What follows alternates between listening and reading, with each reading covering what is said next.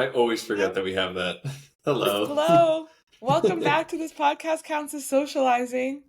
I'm Kayla, and I'm joined today with Nick and Lizzie. Hello. Lizzie's stepping in this week. I'm so excited to have you. How are you? I'm so excited to be here. I'm great. I'm fantastic. I think this episode is going to be really fun, and I think you're the perfect guest for it, and I'm excited to reveal the topic to you. How's everyone's week been?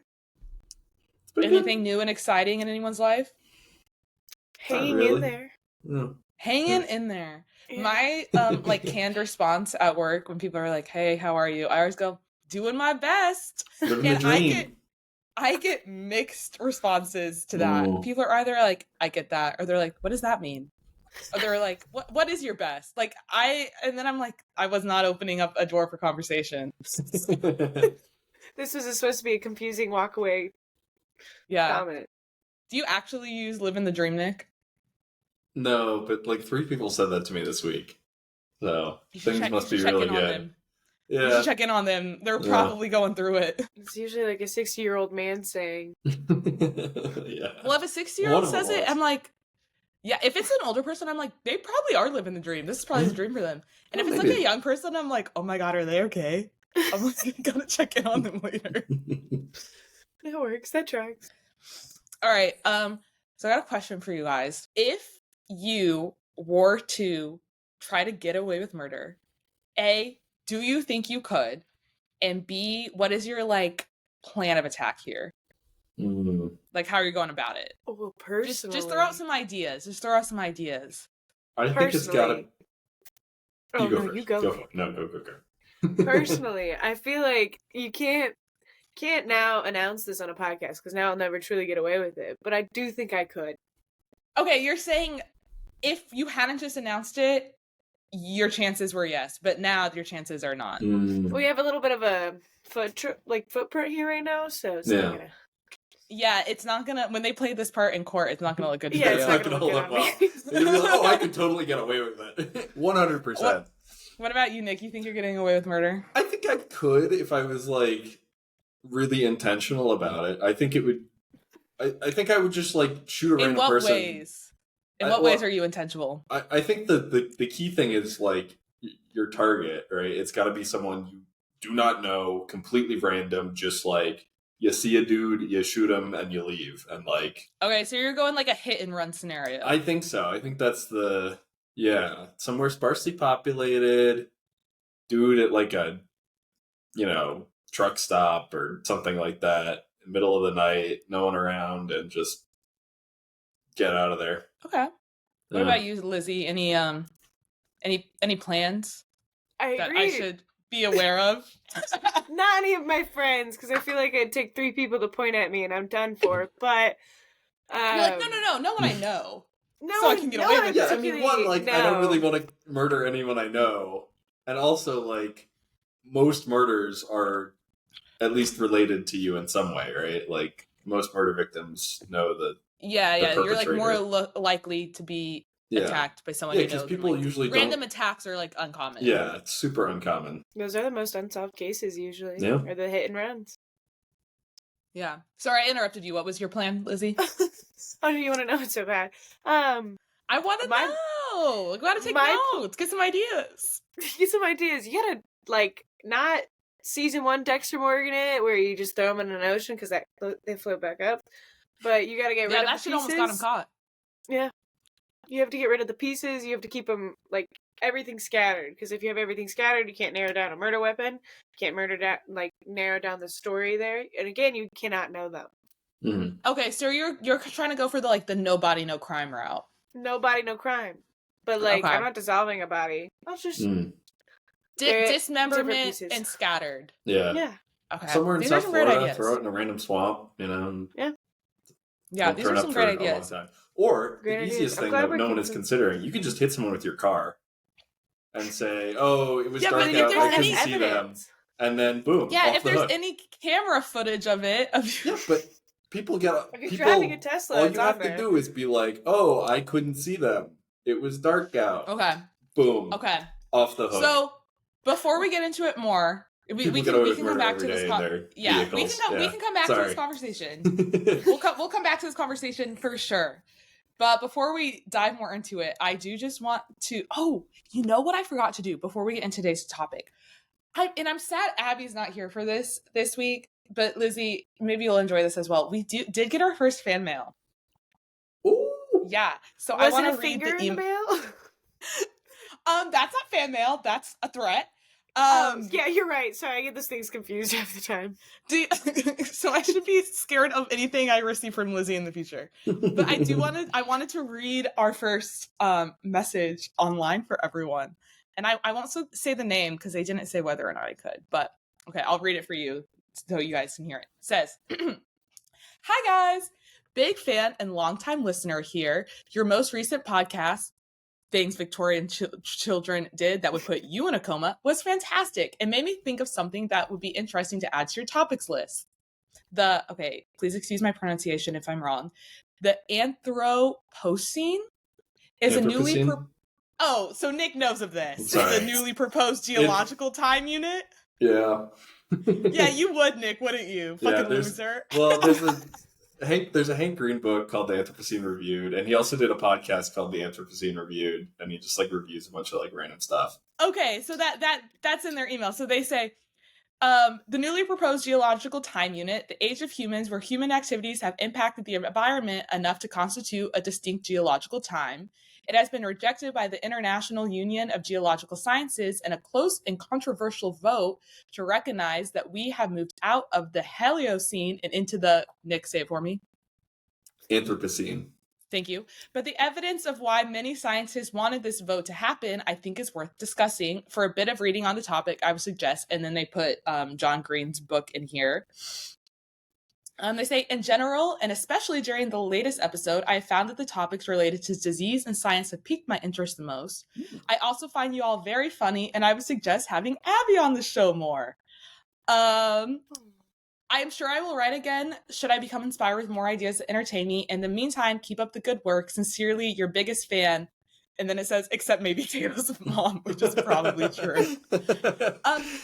And okay, this is something that we haven't talked about yet because little behind the scenes. There are 2 episodes that we have recorded that have never been posted before and will probably get posted at some point. But that first episode that we recorded, like in the timeline of podcasts, we talked about how Abby will be like our standing third and we'll like rotate guests in.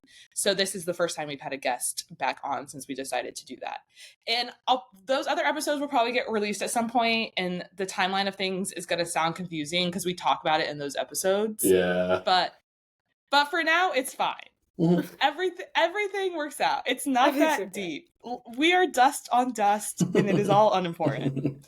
But thank you so much for our writer for the kind words. Yeah, thank you. That's awesome. The episode idea. It sounds like an episode that Nick would be fantastic at writing. It does seem like something that I would talk about for sure. So I could see that happening at some point. And if you would like to write us, add it to the list so we don't forget. And if anyone else would like to write us an email, it's thispodcounts@gmail.com. And I love hearing from people. I love hearing from people. Well, I was going to say our fans, but we also once received a hate comment, and that was really fun. We did. That was awesome. We got a flat earther hate comment. It was phenomenal. Yeah, we got a flat earther hate comment from the guy that we talked about in the video. Mm-hmm. So, honestly... He's got a Google alert on his name then. Yeah, right? No, or he's like, anytime flat earth content is posted, he's like, clicks. It was either that or like somehow he like saw his name get brought up in the transcript. Because, like, his name wasn't in the episode title or the description or anything. No, so it's just, like, he found it. Yeah. Yeah. But he's what like... He's like I think he spent a little less time on the computer. He's like the front runner of leading, like, the flat earth movement. So I was not surprised that he was, like, staying up to date with that flat earth content. But it was fun seeing his hate comment. Go ahead. Do you know, like, the recent flat earth drama? No. Some dude, like, some guy paid for some flat earth people and some like non-flat earth people to go to Antarctica and take a video of the sun being overhead for 24 hours. And it's like a whole thing. And there's like all these responses to it. Some of the flat earthers what did they say when are they no saw longer flat earthers. They're like, oh shit, like Okay, well, one, like actually you can go to Antarctica, no one's gonna like stop you, and two, like yeah, it was above me for 20. It was the sun was out for an entire day. Like that doesn't work on the flat Earth.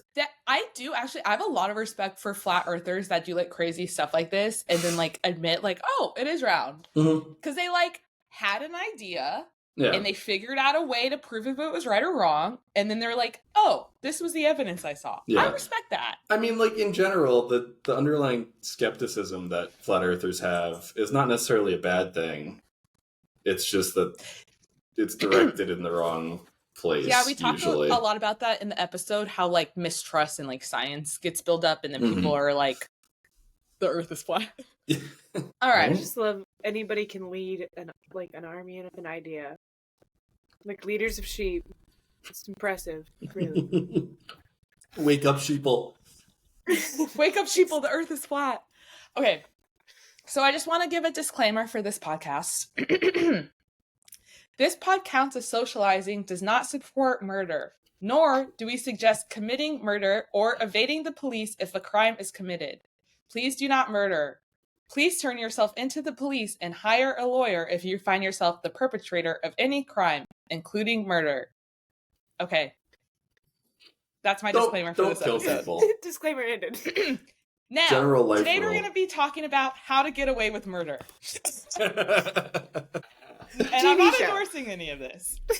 Great TV show. Viola Davis is amazing, and I loved her in the newest Hunger Games movie. Thoughts? I don't think I've seen the Wait, newest is this Hunger a Games Hunger movie. Games episode or is this... Really thought about how I could do a Hunger Games episode, but I think it would require me spending months just reading through the books in depth, annotated, just racking my like I don't think I could casually do a Hunger It's Games like episode. full-time You have to put your whole heart into it or effort nothing else. rather Yeah, than- so it may happen eventually. I think it just might be years in the works. Okay, so to start, you have a pretty good chance of getting away with murder in America. According to the Murder Accountability Project, they estimate about 50% of murderers evade capture. The CDC estimates that only about 81% of homicides are reported to the Justice Department, but these numbers vary a lot by state, with Mississippi reporting only about 24% of all homicides. Florida reports about 48%, Iowa reports 69%, and Indiana reports about 72% of all their homicides. Is 72 like the highest, or is that just you just No, picking numbers? I just picked some that sounded fun. Mississippi was the lowest. I included Indiana for obvious reasons. And then I included Iowa because it was the number 69. valid? I love Yeah. that you're honest. Obviously. I was just trying to show you there's a range, like depending on what state you in, like what state you in. What's the?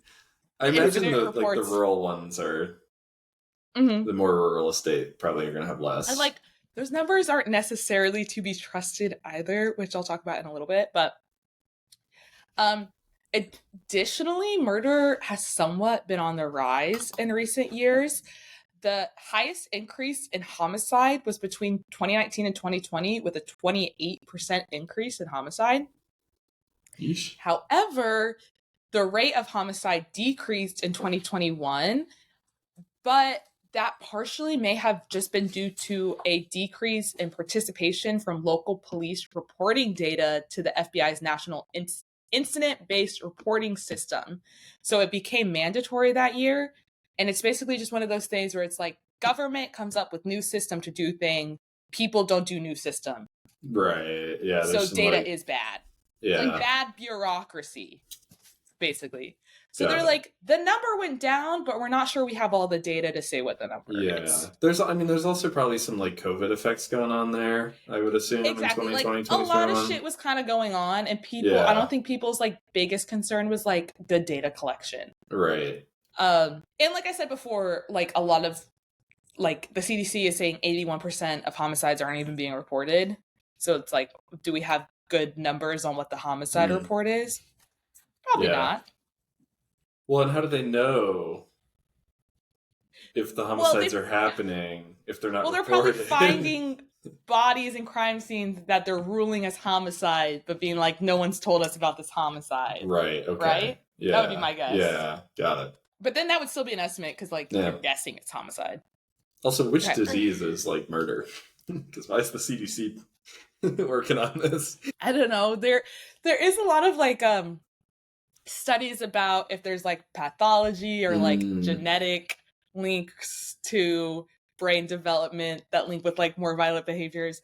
So I could see there being like a disease sect. Mm-hmm. Okay. All right. So as of 2023, there was about a 9.4% decline in homicide from 2019. And in 2024, it was about a 6% decrease. But again, this is all allegedly because they're like, I don't like local police are saying, FBI is saying we don't think local police are reporting all the shit that they actually have going on. Got it. Yeah. Which, like, yeah, I'm not going to trust the local police. Yeah, so I they wouldn't probably have either. the data, they're just not reporting it to the FBI. To their one central system that they're using to say data. Right, okay. So the increase in homicide contributes to your odds of getting away with murder because homicide detectives Homicide detectives nationwide are stretched thin over a growing number of cases, and this is leading to an unprecedented drop in homicide clearance rates. Mm. The FBI currently estimates that 54% of the arrests. They clear about 54%. What I'm hearing is that committing murder actually creates jobs in this country. It sounds like it. It sure I don't sounds think like they're it. hiring more detectives, though. I think they're just being they like, should oops. be, right? It seems like they should be.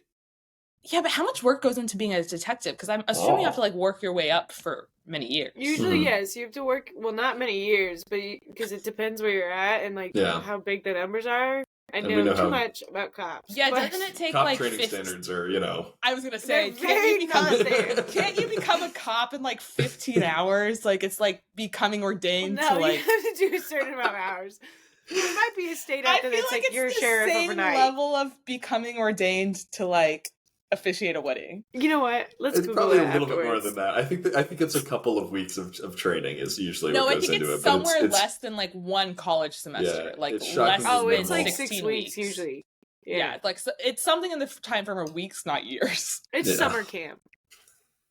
Okay, what I was trying to say before is that for all offenders, there's a clearance rate of 54%, and that was in 2020. So, like, you got about a 50-50 chance of your crime being solved. Okay. Which is, like, That's big already great good odds. You know? Yeah, no, I don't think I think if you're the they're police, gambling odds, for Yeah. sure. Yeah, I was gonna say, I think if we're, like, judging the police and you're telling me that in atrocious. a flip of a coin, yeah, you're telling me that them completing their job successfully is a flip of a coin chance. I'm like, you're not very good at your job. Yeah. Sounds like I could pick anyone to do it. Yeah, it sounds like And maybe they we do. need more detectives and like, I don't know, less stop and frisk. Yeah, but yeah, because it sounds like they're like, well, if we had enough detectives for the amount of murder that was happening, we would do better. But there's such we just can't put in the work that we need to into every single case because it takes time. It makes sense. Yeah. Yeah. So also a victim profile contributes largely to the likelihood of a homicide being solved. The Murder Accountability Project, MAP, reports that Black victims experience the lowest clearance rate. Additionally, 100% of the decline in homicide clearance rate is attributed to Black victims, whereas the clearance rate for Asian Americans, white people, and American Indian victims has remained steady or improved over time. So basically, they're saying that, let's say there's a quote-unquote decrease in homicide. None of that is for Black victims. For Black victims, it has gotten worse. When they're talking about a decrease in homicide, that is only for Asian Americans, white people, and American Indian victims. I thought this was like the clearance rate though. They're just talking about the clearance rate, but they're saying black victims experience the lowest clearance rate. In addition to that, none of the decline in the overall homicide rate includes black victims. Got it. Okay. So all improvement that's being done is for other racial groups. And the organization accredits much of this discrepancy with just an inadequate allocation of resources. Like, resources are going to other communities. Right. Like the police station in like the black neighborhoods probably doesn't have like 7 detectives working in there. They probably got like 1, that kind of thing. Exactly. It's like, not that their like organization isn't as good, they're just not given the resources to do as much work. Right. And I know the Native American Indians, like I assume they're like number 2 on like lowest clearance rate, because I know that there's a lot of issues with like missing people that are assumed dead at this point. Yeah, and I didn't like look much more into like how they came up with these numbers, but I wouldn't be surprised if they didn't even include indigenous peoples like in their study. Like if they were just like, that's not included in this population. So I can't say where they rank on that list. Because I know that there's like a lot of outstanding murder cases and like missing and assumed dead women and stuff on a lot of reservations. It might be slightly better than certain communities just because there's like a federal component to it. Yeah, I don't know the stats on that. I just know that they're not great. Yeah. All right. So if you are looking to kill and get away with it, the Murder Memo blog shares 8 tips to avoid capture. I like that there's a blog over this. Are you on the dark web? Author, do you think the blog author's got like a knock on the door and being like, what is this? You know? And I do remember when I originally wrote these notes, I was like doing it at work and Googling like the craziest shit. All right. So number 1 is have no motive. So typically when detectives do have the who or the how, when they don't have the who or the how of the crime, they're going to turn to the why to build a picture of the perpetrator. So although you do not have to establish motive to prosecute, it does help when proving your case if you can prove why they would want to commit this crime. Yeah. Motive is often confused with mens rea. Mens rea is a legal term that refers to the defendant's intent to commit a criminal act and needs to be established in the prosecution. The intent can be to kill, but the motive for killing is what varies. Does that make sense? Right. Yeah. So it'd be like your intent could be murder or your intent could be robbery, but sometimes your motive for murder is robbery. Does that make sense? Yeah. Or did I make it more confusing? No, I got that.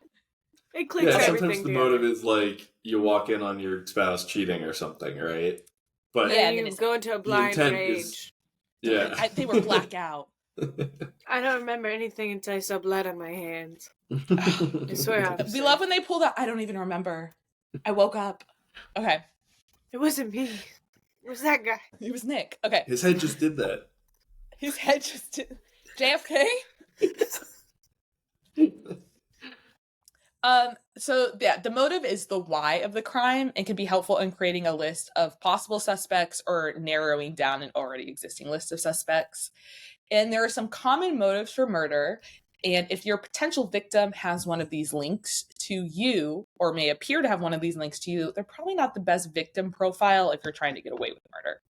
So this can include jealousy or revenge. Maybe it is an ex-lover or a new lover of an ex, or it's somebody that got like promoted over you at work. Oh my god. Oh my god. So stupid. Sorry. That'd be such over so the corner office. Murder somebody. You know what's crazy is like, and Lizzie, you probably like have experienced this a lot because I know we both like consume a lot of like true crime. It's always like, and I think there's a lot of like, especially about like family annihilators, where it's like, isn't divorce so much easier, or isn't X so much easier than murder? I know. It's always like, how do we get to this solution? Because first of all, you're also like the immediate like person in those kind of cases that you're looked at, and prime so suspect. Like you're not getting off scot free. like the cliche, like the husband did it. It's like, yeah, we're gonna look at you, buddy. We're at least Well- gonna have to rule you out. Because frankly, a lot of times he did it. It's Yeah. a cliche because it's true. Yeah. It's a cliche because the husband did it. It's very rare. All right, what's the other list? Okay. So jealousy and revenge.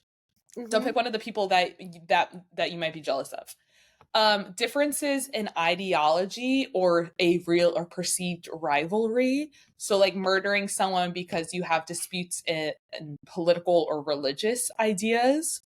Or murdering someone in order to like eliminate the competition in some kind of scenario. So you may be murdering them because you feel like slighted or like rejected in some You way. wanted to win Yeah. X Factor. Yeah, Or you wanted to because- win X Factor, Mhm. and they were obviously Harry Styles, and you were Liam Payne, and you were like, I see. "What? One of us is going to win over the other." So then you push him off the balcony. So then you, Or wait, was that a different one? You're Sorry. gonna hurt so many people. Not me. Wait, I don't wait. care. I don't. That might have been a different one, but I still think it's too soon. A different one. Was that which One Direction guy was that? Was it Liam? Lizzie, Doesn't have that's why big you're people. here. We don't even. Lizzie, don't that's like why you're One here to Direction. know. I grew up It's so bad emo. that Thank we you can't very know, remember I who much. don't- fell off the motel. I don't know either. No, I don't think it was Liam because I remember we liked Liam. Was it Niall? No, it wasn't Niall. It's the one that everyone forgets. Okay, anyway, We're gonna have self-defense. some more hate mail. I like getting hate mail. It's like, It's kind of You're- fun. Like you spent enough time hating on somebody to write me Yes. this. This And is it's better like- than it's a a- love letter. it's engaging. Mhm. It's passionate. You can I'm tell like, they I'm care. feeling, I'm feeling I really heard. do. Like when no one listens, it's like I'm just speaking to the abyss. But getting hate mail, it's like someone was listening. Mhm. We It's also like, I it's got good so to know- mad that you Hey. had to say something. 'Cause Yeah, it's for good my to know. It's good words. to know that we had active listeners out there. I appreciate it. I really So, appreciate remember, the fan mail we got as well. That's awesome. Yeah, this pod counts at gmail.com. Okay, so self-defense, like maybe murdering the murdering like your abuser would be like self-defense, or murdering someone that's like attacking you. Robbing you. You're probably gonna very quickly get attached to that crime. Hopefully you get off. You won't always. Money is a big link to murder. So like if you murder someone to say get their life insurance policy, we usually look at the benefactors in a suspicious death because that is often a motive to crime. So Mhm. if you know you're going to inherit their life insurance, they're probably not the victim for you. And lastly, we have altruistic murders. So this is maybe you're murdering someone because you believe it's in the best interest of society. So this would be like Oh, the yeah, I've guy heard about that these. shot Trump. Mm. He was like, this would be better for everyone else if I killed them. I'll go down for it in the nature of helping the rest of the world. Mhm. The Could that Luigi also correlate to, Mangione, the Could Who also else? correlate to what? I was I gonna just- say, could it also what? never mind, Could sorry. it also correlate to like people who they're called like angel killers because they're killing somebody because like they an like angel of think they're death saving type thing? themselves. Mm. Yeah, there's like Yeah. people who are like I love the Bible. I killed this prostitute to save her from this life of prostitution. Yeah, because I think that also loops into like differences in ideology. Like yeah, and I also think of like there's a lot of like nurses that will like mercy kill. Yeah. It's like you don't get to make that decision, homegirl. So that's gonna kind of Mm. I feel like that one would be harder to link to someone unless you do well, it like a nurse could get publicly. away with it because you could easily like And accidentally nurses do get away with it for hide like the they'll medicine. They know how it works. like angel of death murders typically have like huge kill counts because it takes so long to like, especially if they're killing people that are already like on their deathbed, Yeah, like doesn't right. always like cause alarm. Yeah, but it's when like- the 85-year-old with cancer suddenly passes away, it's like, okay, I mean, Yeah, it wasn't really that sudden. exactly. But eventually there's going to be like, okay, people seem to always die when so and so is working. Mm-hmm. Coworkers usually catch get- on. They do usually get caught eventually, but it's like a lot of people got to go down first. You Yeah. got to like build Yeah. a pattern of data. Mm-hmm. Okay, so Bob Deacle, graduate of Florida Law School, posted these asinine motives for murder, saying, quote, I don't know how unique they are, but here are some pretty asinine motives for murder, all from cases I've handled. Defendant killed his best friend because friend wouldn't lend him $1. Dude, it's only like 4 quarters. I just need $1. So you're saying that was Fucking justified? You know what? I'm with you on this. $1? So we're not $1? friends. I thought Right. So we're I not have friends. taken you to the hospital and you're not gonna give me a single freaking dollar? Yeah, I've I given just you want to rides play the for pinball free. machine. To the airport and back, you know? And you wouldn't even give me I one hope you move out of lousy your dollar. grandma's. Wait till you hear this one. Defendant chopped off her landlord's head because he wouldn't lend her $1. Valid. Landlord. Very valid. I give you freaking like $633 a month and you're gonna do that to me? That's not a Yeah. specific number. It's also a landlord. I mean, come on. Barely You're human. saying that this sentence could have been defendant chopped off her landlord's head, period? Yeah. Did he fix the dryer? Did he God, Defendant overcharge killed for his- cats? Oh Mhm. God. Pet fees, don't get me started. Look, I'm just saying, there's I a just reason lie. that they killed all the landlords in the Soviet Union after the revolution. I Mhm, didn't fun know fact. that. Landlords are We one should- of the, like, well, okay, it was different back then We should because bring that back. it used to be like Mine's an angel. I'm gonna say they that would right now. own Mine's an like angel. huge amounts of land, which to be fair, like a lot of the corporate landlords own Rare like Soviet Union W? Dare yeah. I say? Look, disagree a lot with the methods, but the intent not necessarily terrible. Okay, here's the next one. Defendant killed his brother in an argument over who would drive home from the bar. I You kind know of they're get both that. drunk too, I right? Like- kind of get They're that. They're both drunk and neither one of them should be driving home from the bar. Exactly.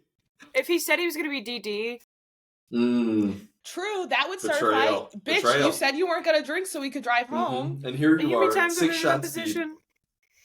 2 beers. Unbelievable. Shame. Defendant kills his neighbor in an argument over who would be allowed to pick corn from their jointly owned corn patch. Well, it seems like it's jointly owned, so it's whoever can pick one. Brad. Yeah. It seems like something they should have Brad, we established. said we were sharing the fucking corn. Seems like something they should have established when they planted the corn.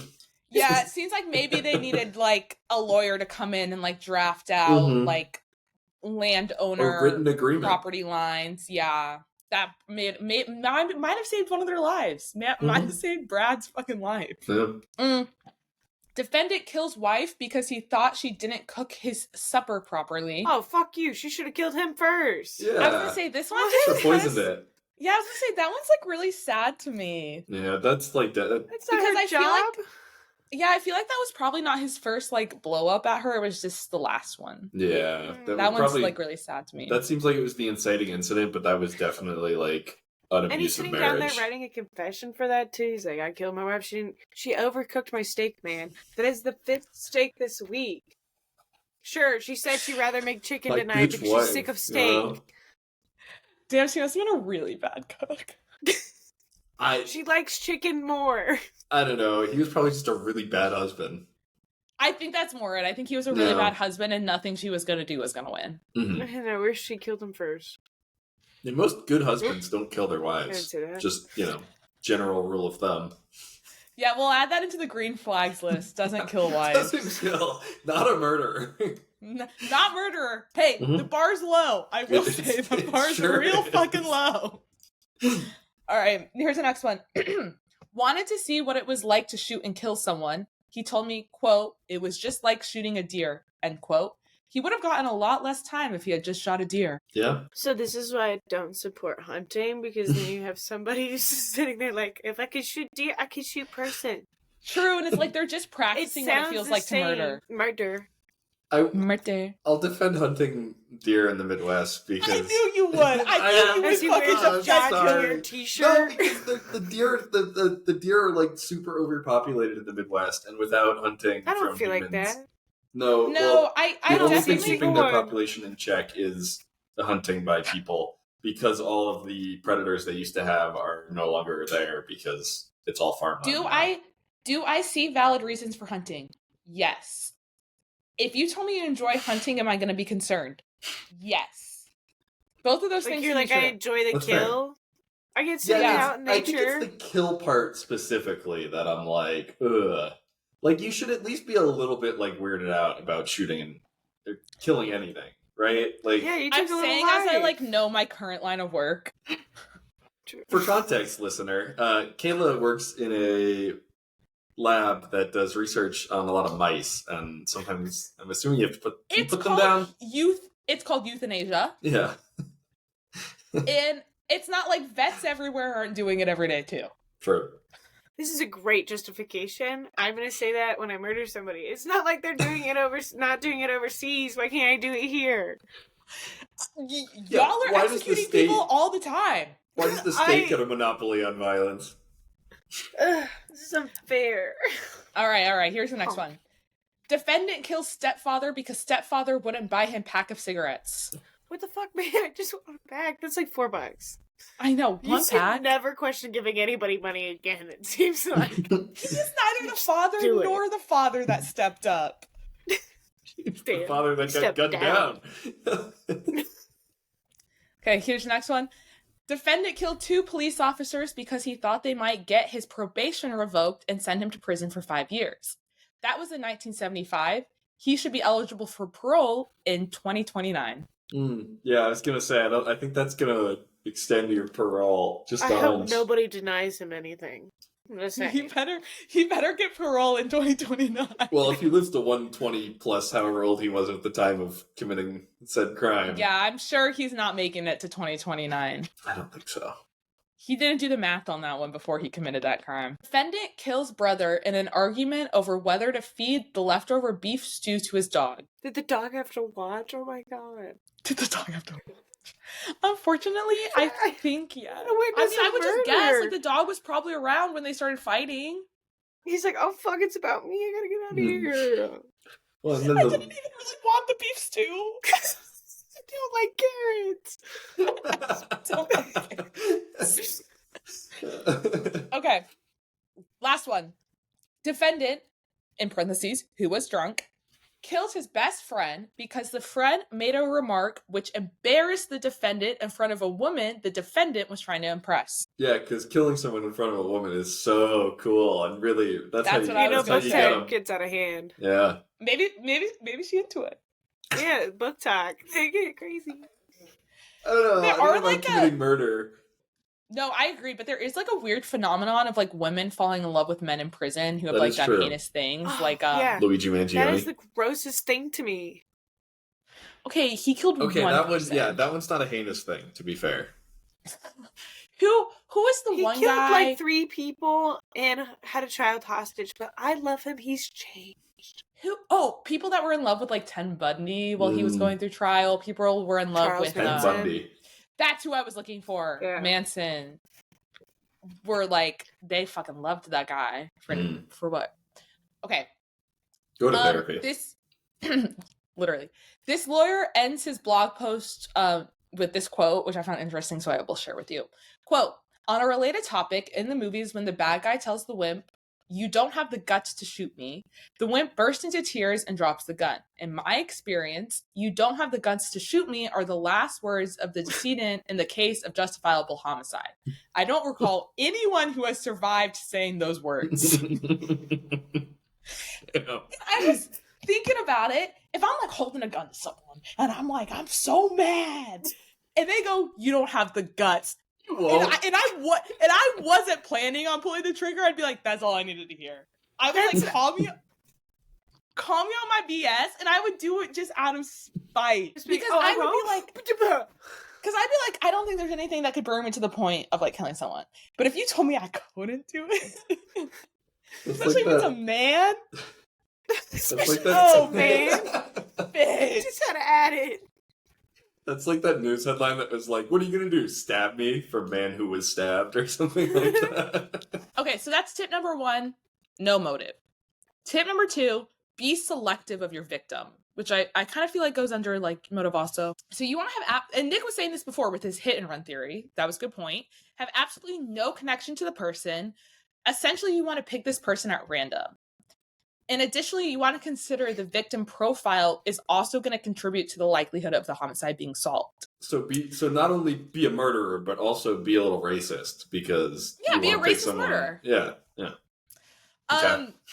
And we're going to talk about the statistics on the racism. Racism. Here's some racist statistics. A 2005 study, and I'll say it. 2005, not the most dated study, but I'll also say it. We're not putting a lot of money and time into studying this, so this was the most recent one. Damn. Y'all do with that information as you will. A 2005 study conducted by the Los Angeles County found that variables such as gender, race, and ethnicity influenced the likelihood of a crime being solved. In this study, white victims had a 42% greater likelihood of the case being cleared compared to cases that involved non-white victims. Furthermore, cases that involved young children or teenagers are also more likely to be solved than cases where the victim is over the age of 20. And victims under the age of 65 were less likely to be solved. No, sorry. People over the age of 65 were less likely to be solved than those between the ages of 20 to 64 by about 35%. So you want a non-white senior citizen or adolescent. And this wasn't included in your stats, but I suspect that wealth also contributes. Oh yeah, we'll get to like socioeconomic. Yeah. Cases with female victims were also 30% more likely to be solved than cases involving male victims. So choosing a man, like a really old man, who's poor not old white, brown man who you don't know, would be a good victim maybe if you didn't want to get caught. Yeah. He's like, can I put my stamp of approval on that statement? It's crimes. It just makes me mad at the police hearing every statistic over and over again, and I'm just like, deep breath in, deep breath out. One of my favorite little like makes me feel better about my day things that I do is whenever I walk by the NYPD, I under my breath say, this is so nerdy. It's a quote from the Hunger Games. I always just go, the peacekeepers are here. And it doesn't do anything for anyone but myself, but it makes me feel better.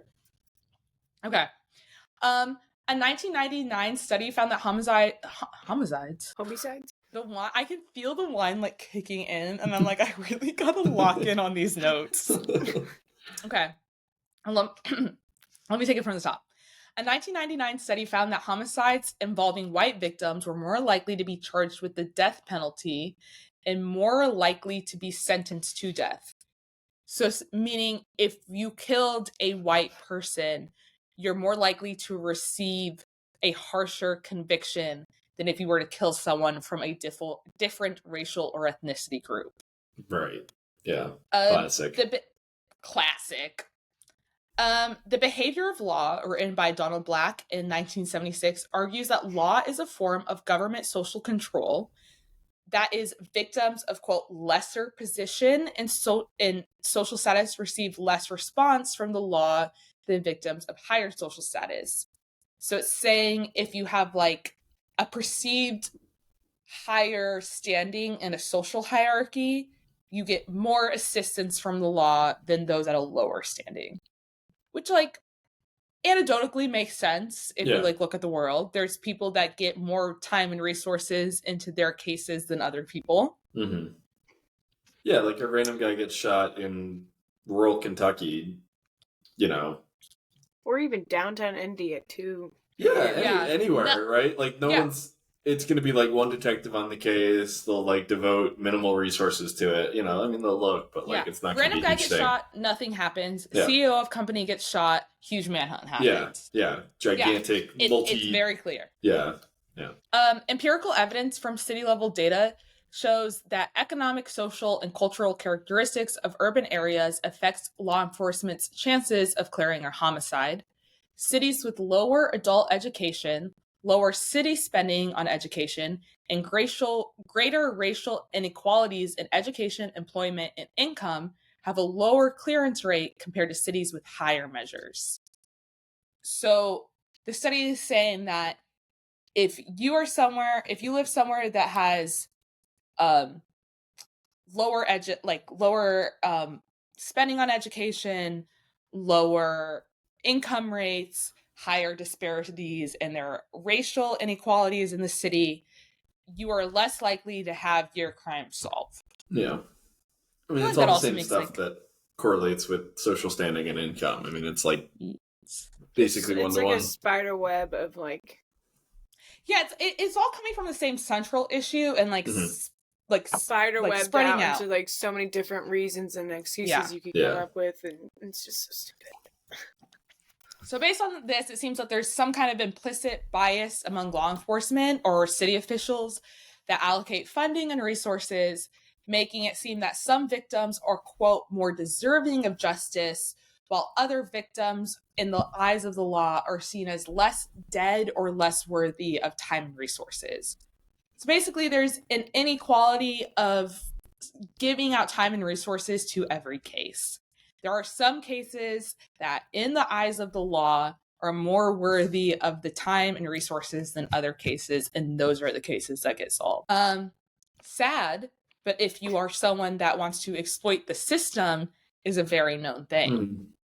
This is one of those things where like kind of the whole point of like diversity stuff in the workplace is because cops are predominantly white men, right? So the people that they are going to be most upset by like the murder of is going to be white women, because like, well, it's like predominantly straight white men that work in the police, and like they're going to associate that with their moms and their sisters and their wives, right? So of course they're going to devote more resources and they're going to care more about those kinds of murders. And then the same thing for like the judges and all the, the whole way up. That's interesting. I never thought of it from the point of view of being like the police officers, if they're white, have like a personal connection to the cases and therefore maybe not purposely but like subconsciously like more invested in those cases. I think it's still subconscious, but like I think the fact that it looks like them, like it looks like, yeah, I was always thinking of it of more of a like certain police forces are getting more funding, getting more media attention, that kind of thing. That's probably part of it too. Yeah. No, I'm sure both are true. Right. But I've never thought of it that way. It's compounding. A new mindset unlocked. Exactly. So we see this in a lot of infamous serial killers who target whose victims are less likely to call for public action and are less likely to be noticed by law enforcement. For example, Jeffrey Dahmer targeted mainly gay men of Black, Asian, and Latino ethnicity. Gary Ridgway, the Green River Killer, killed 49 women who worked mainly as sex workers from low-income areas. Robert Pickton and Robert Hansen both targeted Indigenous women and sex workers, allowing their killing sprees to go undetected for longer, and therefore allowing them to kill dozens of more women before they were captured. And Lonnie Franklin Jr., the grim sleeper, targeted Black women, some of who were battling drug addiction at the time or worked as sex workers. Margaret Prescott was an activist and journalist who played a critical role in Franklin's eventual capture, and was once asked why she cared about this case because, quote, they were just hookers. And during a press conference, she interrupted the police chief and pleaded, saying, quote, "Please stop referring to these victims as prostitutes. They were women, they were mothers, they were loved by their families and their communities," end quote. They're a person at the end of the day. Like, I love that quote. And Margaret Prescott, she was such a baddie. Slay Margaret. Slay. The Grim Sleeper case, it was really interesting because he got away with it for a lot longer than he should have. The police had basically been noticing his trend for a while, but kind of didn't care about their victims, so they weren't putting a lot of time and effort into it. And this journalist comes along and she's noticing this connection between all of it, and she starts putting a lot of pressure on the police because of this. And then all these people are like, well, why did you even care? Why spend your time pressuring the police? And she was Yeah. like, why didn't anyone care? Yeah, And like, why does nobody else give a flying F? she's like, all of these women are dying, and it's in our community, and we're all just like, okay with that? Mm-hmm. So, yeah, she was a real baddie. Okay, so that leads me to tip number 3.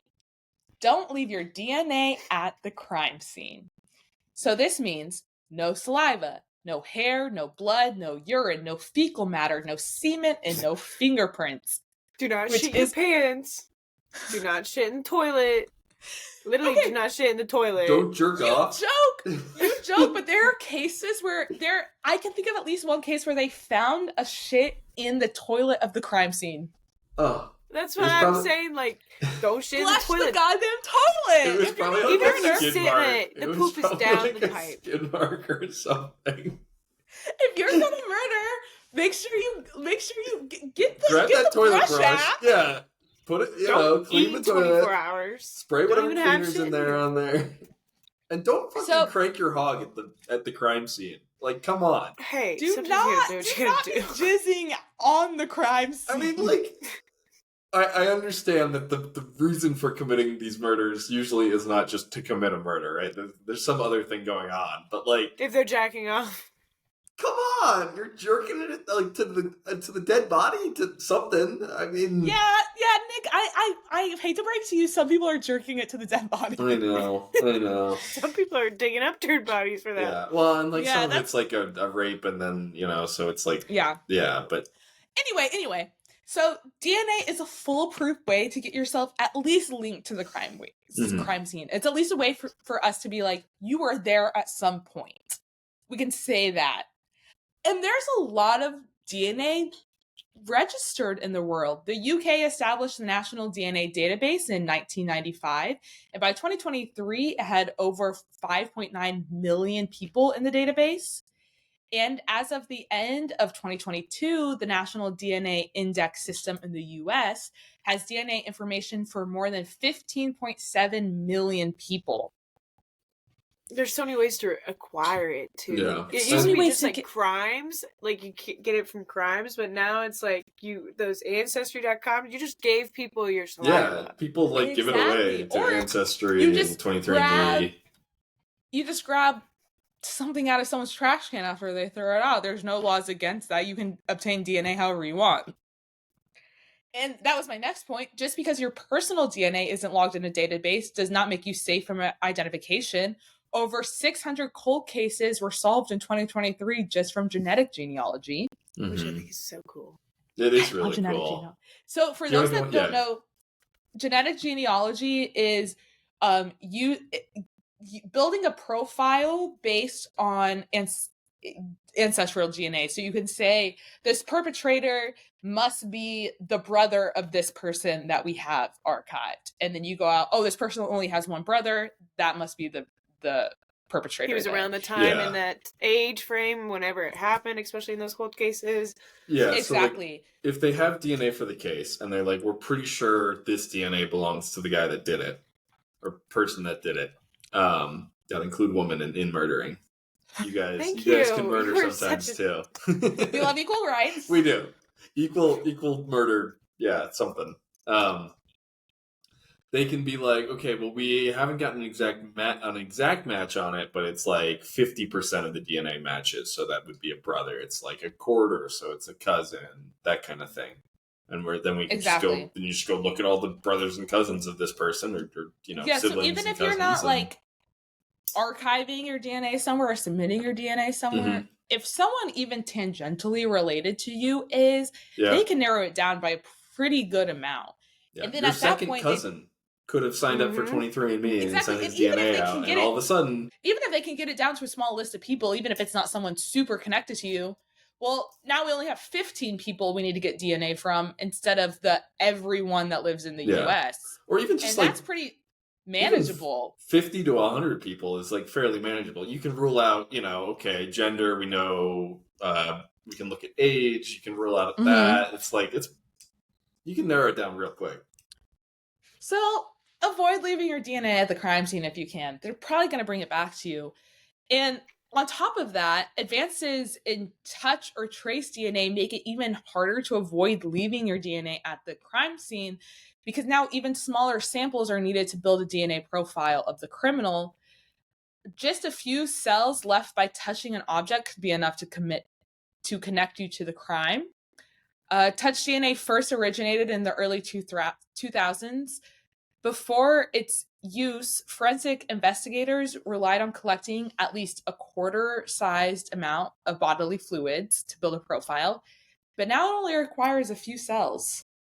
Damn. So you're going from this much to a few cells. Yeah. So it's going to be really... Yeah, ask. I've noticed a problem. Oh, God. What if there's like hundreds of people's DNA at the site, or you're somewhere like very it's like a public, nightclub maybe or- you're outside, and it's like, Yeah. well, we can't really like. There's so much DNA around. We don't. Some of it's not even human DNA. It's a strip club, Yeah. Yes, okay. brothel. This does create problems, right? So this is a big problem for, say, like outdoor crime scenes, because it's like, well, there were a lot of people here. The At wind's some blowing. point. All of a sudden, his Yeah. skin cells are 10 miles So away, you know? You're not always able to get like a reliable DNA from a crime scene. Mhm. But say it's something like you were able to collect semen from a crime scene. Well, it's like, how many people were jizzing at this crime scene just casually? Like Yeah. stuff like that. Or if it's like a blood profile, it's like maybe some kind of alteration occurred. Mhm. So the where you get the DNA from could sometimes be a factor in, is this a reliable DNA profile of who the Right. perpetrator was? So once again, don't crank your hog at the crime Yes. scene. And also you're saying, okay, so maybe we collect DNA profiles from like, say, 200 people. You're still narrowing your list of suspects down by a lot. That's true. Okay, so it's just better if you don't leave your DNA there. Or just, Yeah, do everything Now- possible to minimize the amount of DNA. you better 'Cause wear like a full body It's suit. always falling off of you, I was no gonna matter say, what, right? I was gonna say, like, how are you even gonna avoid that? You guess you're gonna have to wear the full hazmat suit, as Lizzie's Yeah. saying. Like, I'm saying like a full like spandex suit. You're Spider-Man up in there. you But gotta you have touched- gloves. You probably touched the outside of it putting it on, and you probably left like a few skin cells. Like you're always gonna leave some amount of But You then, don't know- if you add in the equation of you're murdering in a small town that doesn't have the money for that, my True. Spider-Man suit. Yeah, True. like works. touch DNA's pretty new. If they Yeah. don't have the resources to do the testing, So minimize, probably not gonna happen. minimize DNA left yeah. as much as possible. But that includes like touching anything. So you're definitely gonna want to have gloves. You're Mhm. gonna not want your hair to touch anything. You're gonna want to not get cut in any way. Don't breathe on anything. So wear some kind of mask. But don't come on anything. I know, Nick, that's gonna be hard for you. You know, if you're gonna carve, messages into bullet casings, maybe do that with gloves on. Always important things. Yeah. Leave your backpack in a park of some kind. As recently as 2022, the Idaho University murders used touch DNA from the knife to link the crime scene to the perpetrator. So touch DNA is making like big waves in the true That's why crime you get rid world. of the murder weapon. Always get rid of the murder weapon. Always don't leave the murder. Okay, well That's like a that's actually. stupid- I'm glad you said that, Lizzie, because that's actually point number 4. Don't tie yourself to the crime scene and have an alibi. So you're going to want to not leave any kind of like shell casings or evidence of your murder weapon at the crime scene.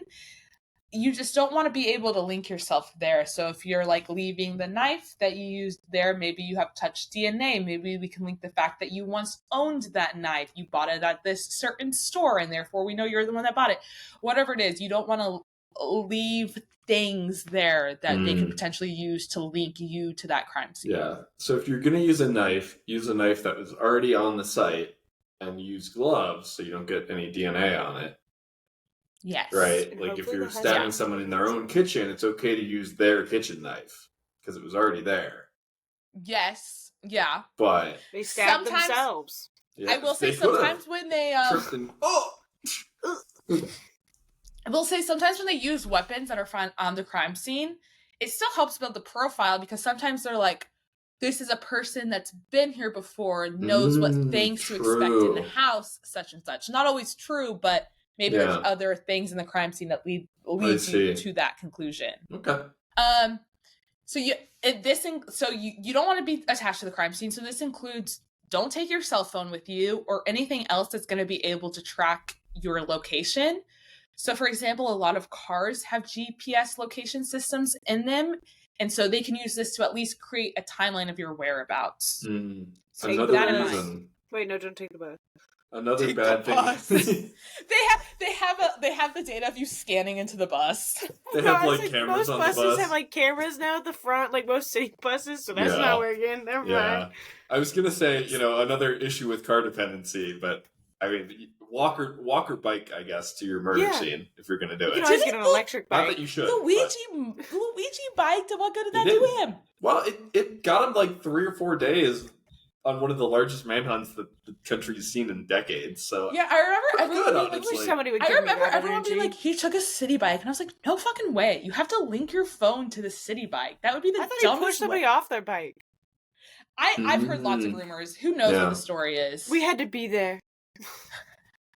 had to be there.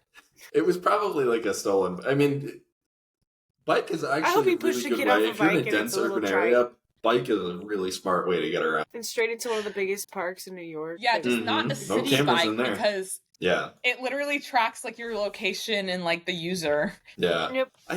Okay. I mean, it's possible he got like a. No, I saw later on that it wasn't actually a city bike. Who knows okay. if that's true? I feel like Okay. we're not going to know all the exact details until years later when the rumor mill like When slows your Right. kids down. come It home would- and go, did you know about this assassination? Yeah, it'd Yeah. be possible to. I think you could do it if you got like a burner phone and like a prepaid debit card, and then like Or just like stole someone else's bike. or that. Yeah, that's the easiest method for sure. Pushing someone off of it, getting on.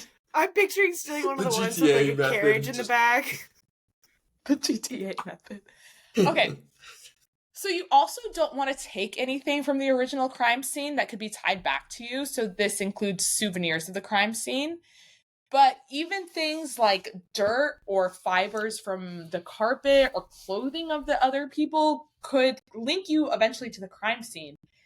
And I listened to a case once where they linked the person to the crime scene by looking at bugs that were on the grill of their car and determining like what path they must have driven and at what time of Don't day. use your 'Cause car they were then. like, yeah, they were like, these bugs are only available in these states and these are night bugs. So he drove between here and here around this time. And That's how they were. crazy. That's Isn't such that a stretch. crazy? As a defense team, I that's mean, such a stretch. It was probably one I mean, piece there of were other evidence. things. Yeah. Yeah. There's I know. other things involved, but they were like, we can at least say that your car drove from this state to this state at this time. Mm-hmm. We can't say anything else, but we can say that, Yeah. and that's not looking good for you. You're also going to want to have some kind of alibi for the night of the murder and at the same time of the murder. So maybe you're seen on like security footage around the same time, or your timesheet at work shows that you were clocked in at the time of the crime. Regardless of what this alibi is, you're going to want some kind of eyewitness that can say you're there, or you want no eyewitnesses that can say otherwise. Like if you're going to try to go with I'm clocked in at work at this time, you don't want to be seen somewhere else at the exact same time Right. because they're going to be able to disprove that. You're gonna be like, wait a minute. That something ain't adding up here. So have some kind of alibi, true or not. Have your friend walk Um, around with a cutout in the movie theater. Ooh, the movies are a good one. You could run to the bathroom and then like sneak it. Well, no, they've got security cameras True, that these is a good days. idea. You buy a ticket for a movie, you have the pay stub of the movie, you sneak out during the movie, don't be seen on any cameras, you kill someone, you come back, you leave the movie. Mm-hmm. I I'm was just always ima- there. I'm But there's imagining movie like, people that can say that you came in or out. 'Cause yeah, you have a that, movie it would theater still of be hard. It people. would still You be have a hard. movie theater of witnesses. Yeah. I'm just thinking with the like cutout thing, like people being in court being like, well, I didn't see them around 7 p.m., but I did see someone walking around with a cutout of them at 7 p.m. Yeah. The Quickest way to be SB talk like. area. It's a nightclub. Everybody's drunk. That would be good to get like your alibi at like a club. Be like, well, I'm pretty sure I saw them. I don't kind of remember what time. It was like in the evening. Mm-hmm. It was like 2 a.m. I don't Yeah. even remember. I was eating nachos. Okay. Fifth tip. Don't tell anyone. You can't trust anyone. At some point, someone is going to crack and either tell someone else or tell the police. The less people that know this information, the less likely you are to eventually be investigated by the police formally. And the less likely it is that they're going to find these other things that connect you to the crime scene. Don't get investigated to begin with. Don't let someone give them a tip. You need to be the only person that knows about this. It's going to your grave. Yeah, someone in every like unsolved, like in a case that starts unsolved, there's always that like they need one more piece of evidence to like to find the right person to look into. Someone always breaks and calls the tip line or whatever it is. Even if it's like 25 years down the line where they're like, I have to get this off my chest. Don't let someone else know about it. It's gonna get you caught. Yeah, if you're gonna tell anyone, it should be like an inanimate object because they can't talk. You know, Yeah, Some of your like, stuff's you really- animal. Yeah, that would be the best. Because I was gonna say if you really got to get it off your chest, journal. But like, you better burn that page afterwards. Like, you don't want that in writing somewhere. Mm-hmm. Yeah. Okay. So if you plan on committing multiple murders, you should switch up your MO. The MO is the modus operandi, which that sounds like a drag name. Modus operandi. That would be It really tracks, it good. works. Like a femme fatale drag Femme kind of. fatale. Oh my vibe. god, she's so sexy. I'm picturing like Katya. Like she's like kind of Russian. Mm-hmm. She's sexy. Yeah, she's like, modus like operandi. Scarlet or Black Widow or whatever her name is. Yeah, Black Widow. Yeah, Okay. yeah. So the modus operandi is the mode of operating, and it's an identifying characteristic or behavioral pattern that is often used to like build a profile of the suspect. So it's similar to a signature, but it's not the same. MO is what the killer must do in order to commit the crime, while a signature serves as only an emotional or physiological need for the killer. So every crime will have an MO, whereas every kill does not need to have a signature. So say maybe your MO is to target women under 20, but your signature is that you always keep a shoe. Mm-hmm. You always Does that make pee on sense? It's them. the right shoe. You always jerk off on him before you leave the crime scene. I don't know. It's Exactly. a shoe with jizz in the corner. Like the jizz shoe, as we may call They it. come on one of the light bulbs for some reason. I don't know. Like, Exactly. You do something You have weird. to every single time. And In this is both like an this is a primarily both an like MO serial killer kind of thing, though, right? Yeah, you'll see it a lot in I think we hear about it a lot in serial killers because you see the signature multiple times versus if it was a Right. one-off kill, you might not notice it. Yeah. Or it might just be like a red herring and trying to find it. But it is oftentimes serial killers are leaving a signature to connect their crimes to each other. They want the They want that status of that attention. crime. They want you to Right. know. They want you to know Jack the Ripper or whoever committed this crime. So Yeah. they're leaving a signature at the crime scene.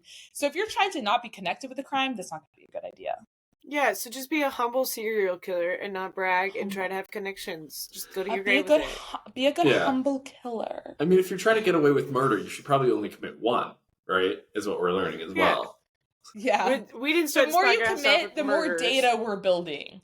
Mm-hmm. But if you can keep police from connecting those multiple murders, you're not aggregating all that data. So MOs can be used to build a criminal profile and ultimately link you back as the perpetrator. So changing up how and who of the crime can keep the police from linking all of those crimes and help you evade capture. And with this in mind, you should also probably avoid having a signature. Like if you leave a calling card at every scene, they're probably going to link you to it. Yeah, they're gonna call you.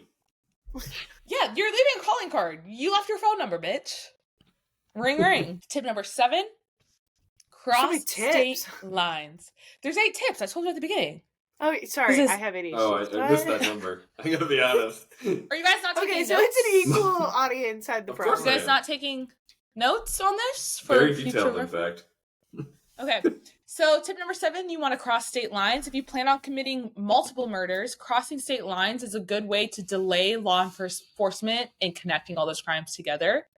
If you're committing crimes in multiple jurisdictions, it's also prevent the spread of information among police departments and therefore preventing them from making the connection of multiple crimes. Vacation murder. Yes, do it on vacation. Yeah, so basically, because cops are bad at their job, they don't share information with each other. They're bad at sharing information. It's a lot of bureaucracy about Yeah. like who can get what information. And then on top of that, I feel like Lizzie, you've probably noticed this too. In like cases, like police officers get really territorial of like They who's going to do. solve They're this like, crime. Bark, this is Mhm. my case. I had it Yeah, first. I'm not sharing.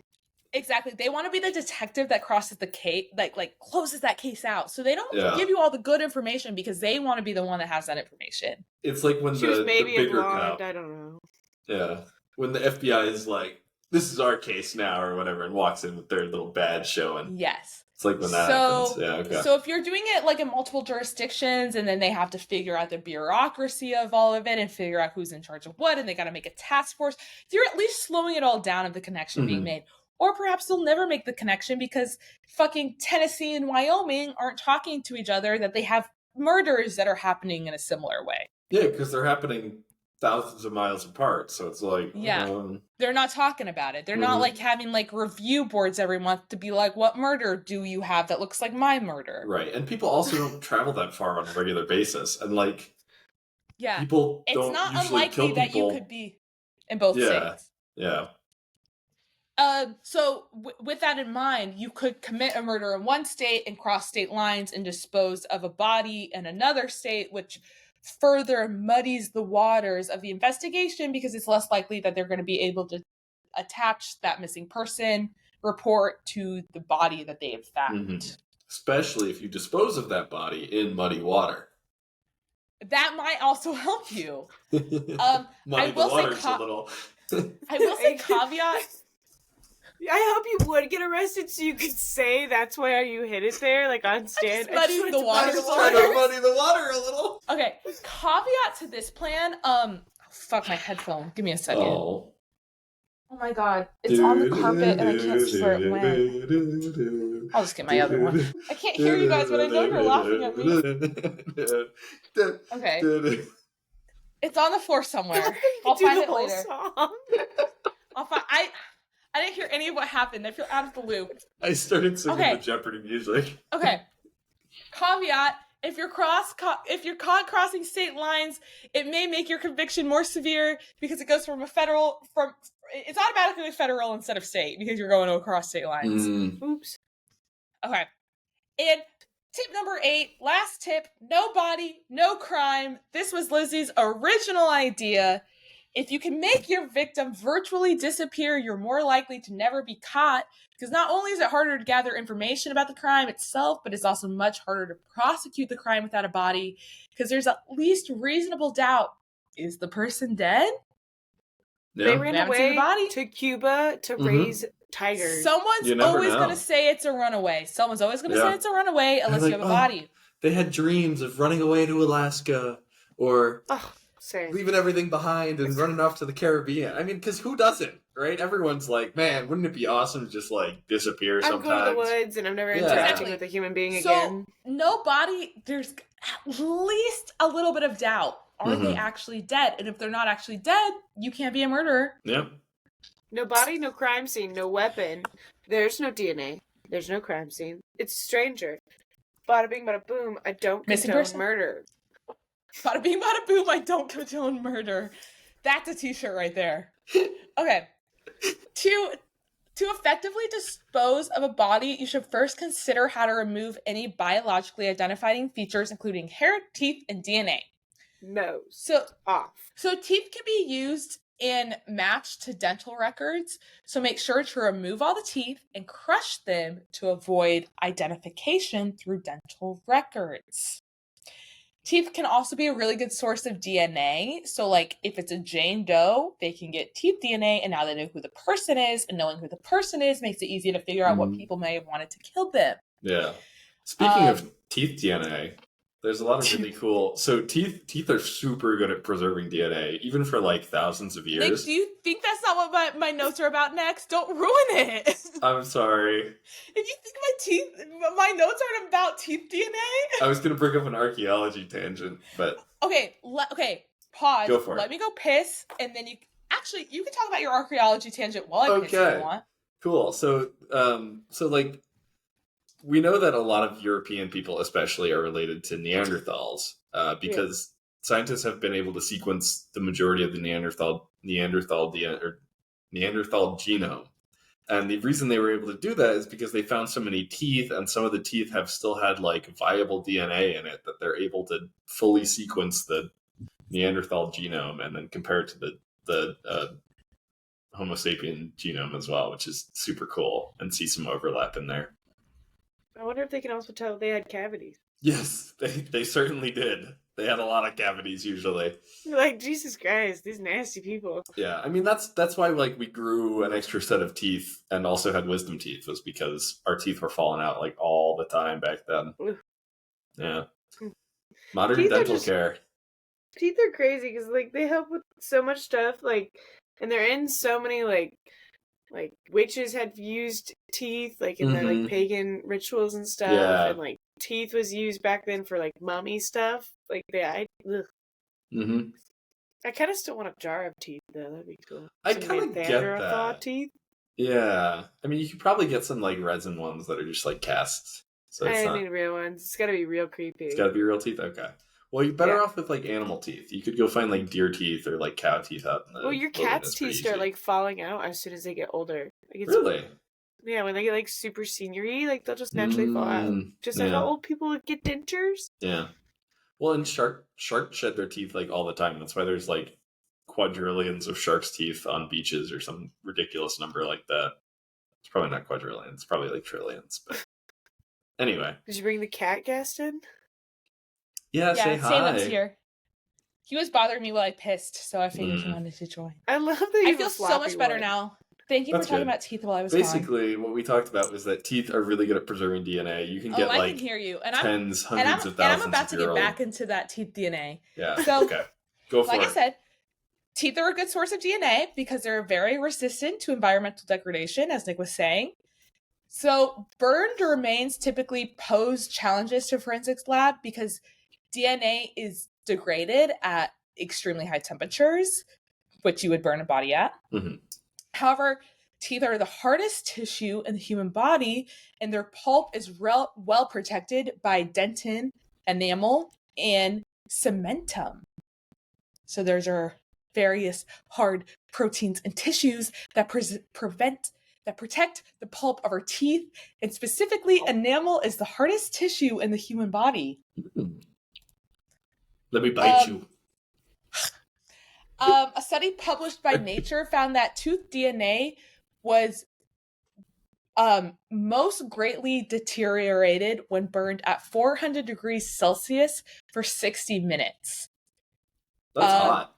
That's really hot. So you need to be at high heat for an extended period of Yeah, time. that's a big fire. At only 200 degrees Celsius, DNA was still detected at about 80%. You're going to want to get to that 400 Mhm. point.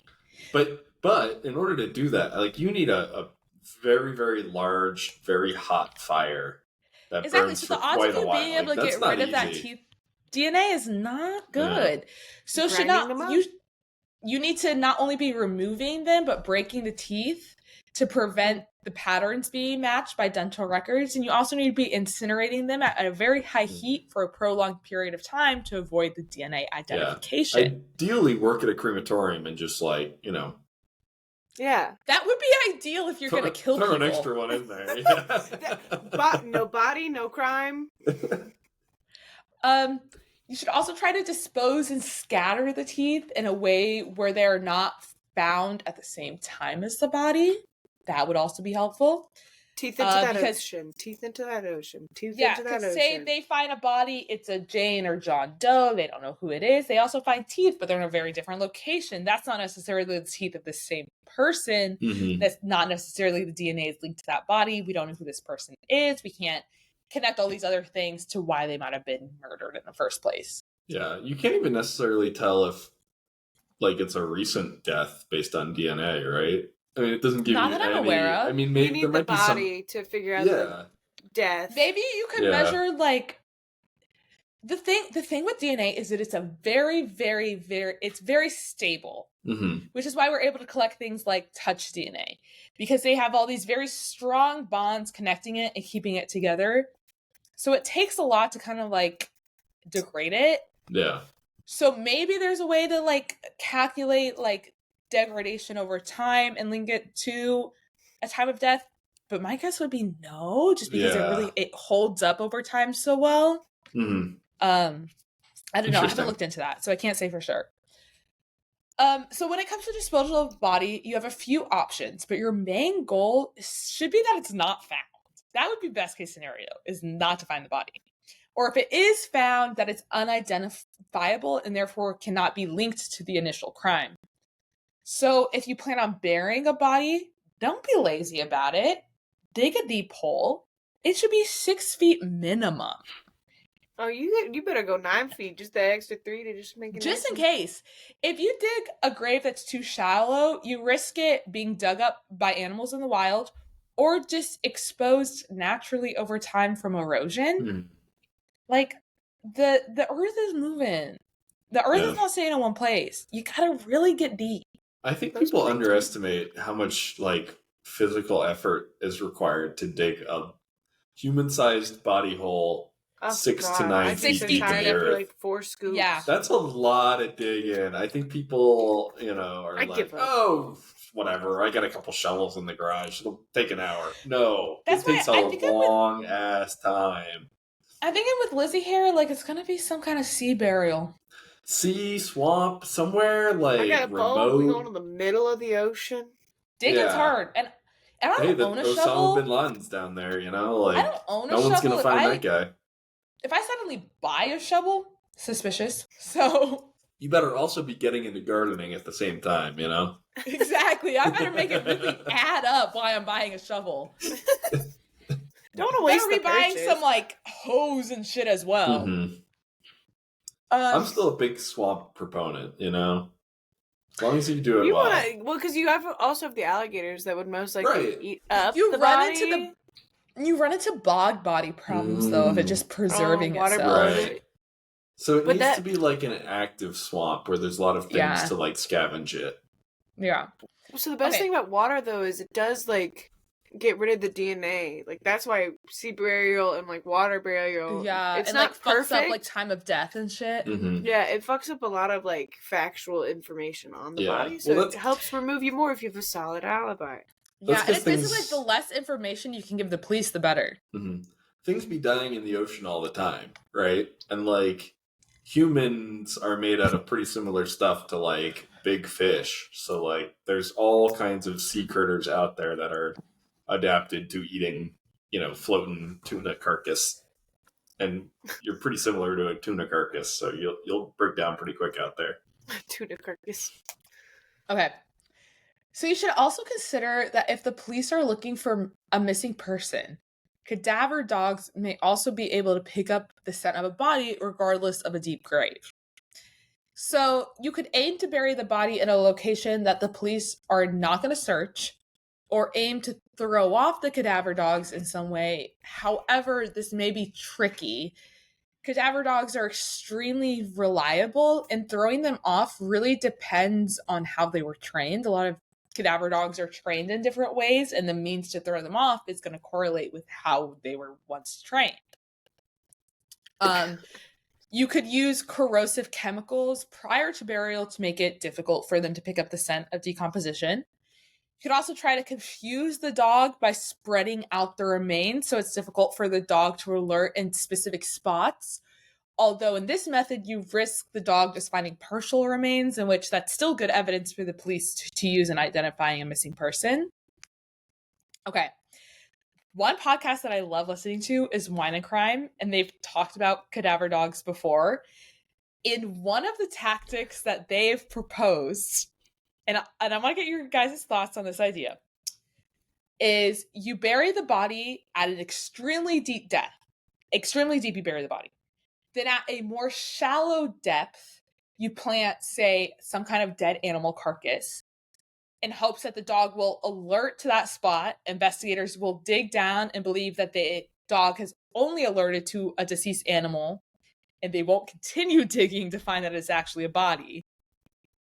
Because dogs are really just trained to alert to the scent of decay in general. So the idea is that they will look in that spot, but they won't look far enough, and they will deem that spot not important. Right. Interesting. How do you guys feel about that? So my only thing about that is it depends again about resources, because there is, like, just like with anything, there's forensics and there's environmental forensics, and you can see if soil was messed with like more frequently. So if the soil below the animal still looks like it was tampered with and like freshly moved, because it's crazy that science can figure that out, but it can. And they can dig further down, and they're like, "Oh my god, there's a body here too! You're crazy!" Yeah, that's a really good Killed your point. dog and a person. That is a really good point. I didn't even consider Another that where they're thing- gonna like. Go ahead, Nick. Yeah, like, why would a deer be buried? That You is- know, Maybe- like you True, could, you'd have to put it true. like on the It's in surface my because the backyard. deer are not coming along with their own shovels and digging a hole and putting a little True, I gravestone. don't know, You know, like- I hit it and I felt bad. I guess, True, but it's then not like like at people that don't, point like, you're already bury being their questioned, pets. and It's not like people don't bury their pets and stuff. Like when they That's die, like, it's true. not uncommon for animals to be buried. that's true. Yeah, if it's a pet, I could see it, but like, But I think You Lizzie kinda had a need, better like, a- point where it's like you're gonna get down to like your dog or cat or hamster or whatever and be like, well, someone dug further Yeah, than the this, so soil's let's still just dig a little disturbed more here. in case. yeah. Yeah. I think 'Cause it's that gonna would be pack like your over giveaway. time. hmm Yeah. So I guess you'd have to be somewhere where you're expecting disturbed soil, so you could do it at like a construction site.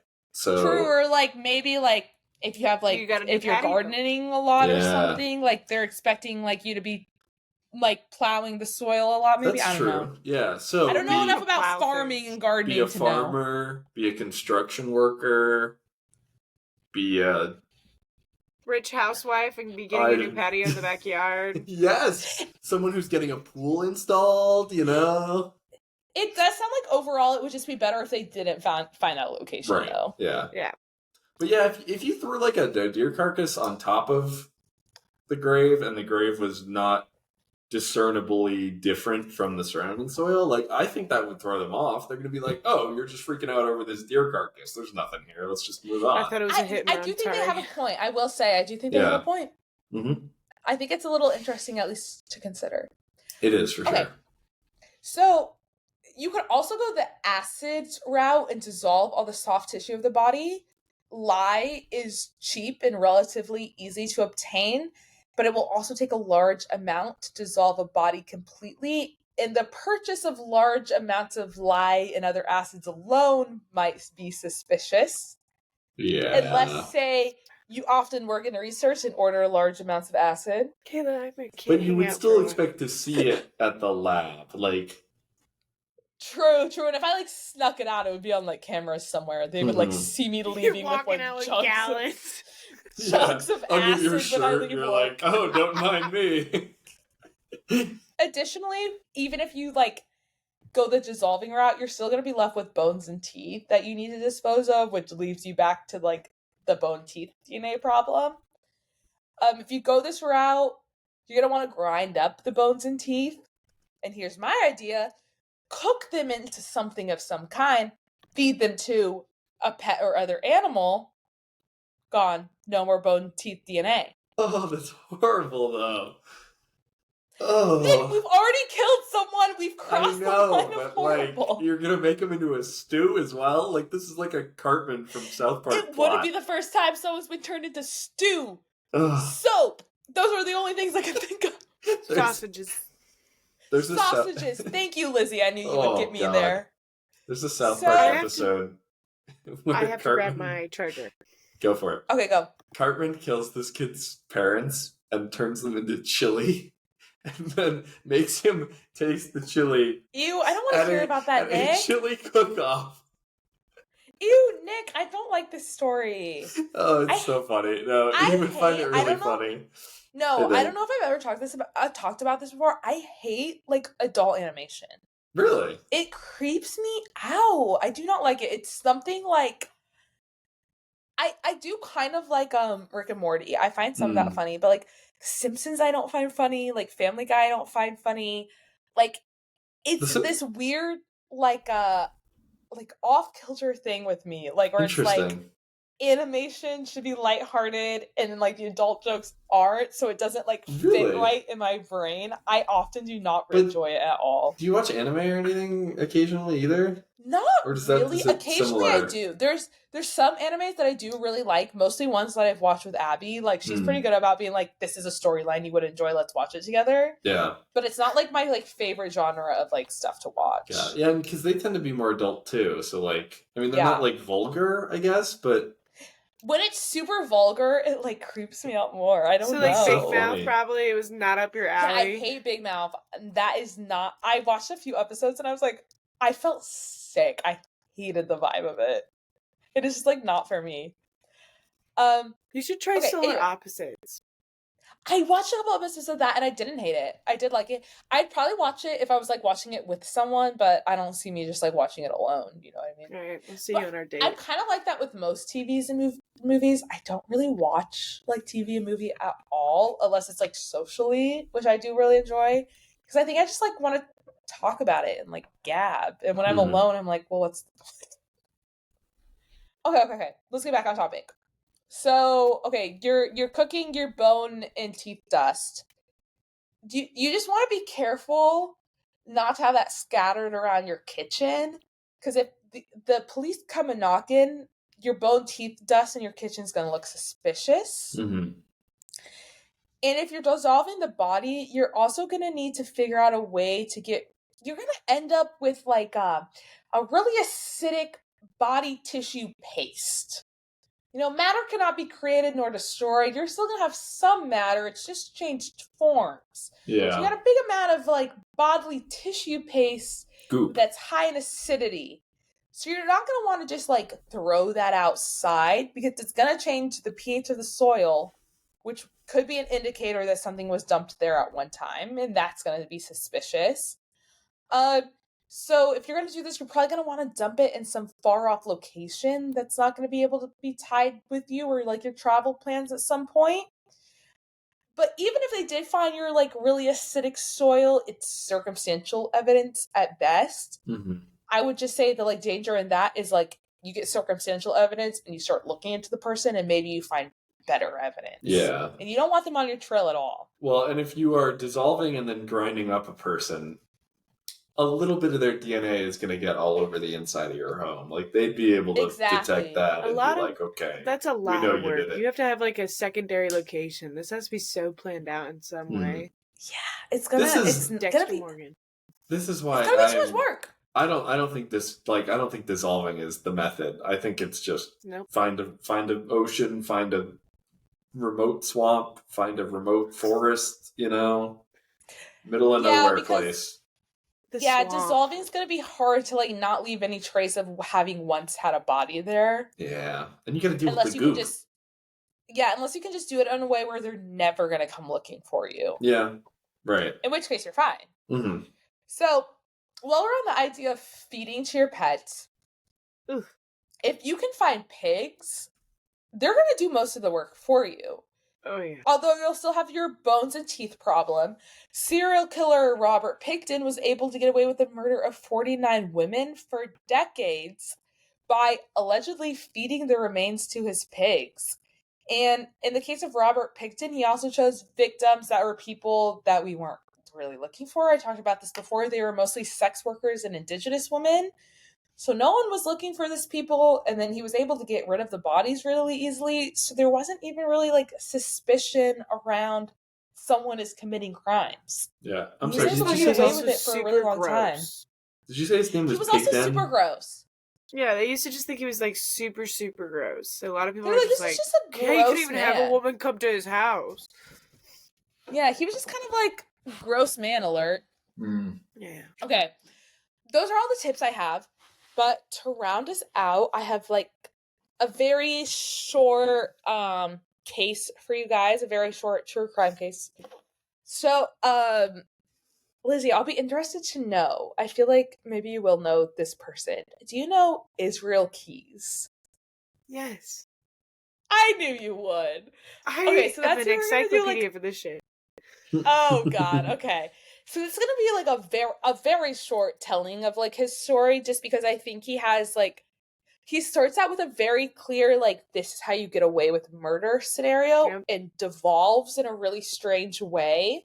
So I think he's an interesting person to look at in this sector. I'm going to give very brief information on this. If you're someone that's super interested in Israel Keys, he's a very fascinating person. I recommend the podcast True Crime Bullshit. The creator uh, does great investigative journalism on him and is kind of trying to piece together like from his geological whereabouts who what victims potentially might be his, and it's a very interesting lesson if you want to know more about this particular criminal. But I'm just going to give a brief overview. So, Israel Keys was an American serial killer believed to have killed 11 people from 2001 to 2012. He was very calculating, and he followed a lot of these previous 8 tips to get away with murder. And had it not been for his last crime that ultimately got him caught and convicted, where he broke all of his own rules, in my personal opinion, I think he could have continued killing for decades while not even being on the radar of authorities. Keys traveled across state lines to many different locations and selected victims of opportunity rather than specific demographics. He also chose people of different genders, ethnicities, ages, and physical appearances. And in addition to that, he would bury murder kits weeks to years in advance in different locations to be used at the time that he intended to commit the crime. Which I think is just insane. In one of the places that the police have since found a killed kit, it's like Fort Wayne, Indiana, or something like that. Like Fort Wayne or Kokomo, something like that. I don't know if I thought it was Gary. Maybe it was Gary. Could have been multiple, to be realistic. Because Gary is somewhere very easy to get rid of. He definitely has a connection to like somewhere in Indiana at some point. Whether or not he actually killed someone there is unknown. But I digress. Okay, so Keys himself claimed that he had up to 12 kits buried around the country at any given time. And these kits contained weapons and supplies for disposal, including things such as duct tapes, shovels, guns, ropes, Drano, and lye. The FBI said in regards to these kits, quote, the caches provided further cover because Keys didn't have to risk boarding an airplane with weapons or using credit cards that could later connect him to the crime in a particular area, end quote. So he's already following a lot of our rules, okay? Don't connect yourself to the crime scene. He's committed all of the supplies he's going to use. He's put in that area years before it happens. So you're not going to connect him to buying those things there, bringing those things there. He's planning ahead. Yeah, like if they know it was committed with like an axe, they're going to look at all the recent axe sales in town. They're not going to look at one from like 6 years ago, you know? Exactly. Yeah, and he bought it's crazy. Exactly. He bought that axe 6 years ago and buried it. It's not going to get connected. In a different town too. Yeah. So he's really planning ahead here. And he's also, considering his finances in this crime, he's doing a lot of off-the-book contract work and or robbing banks.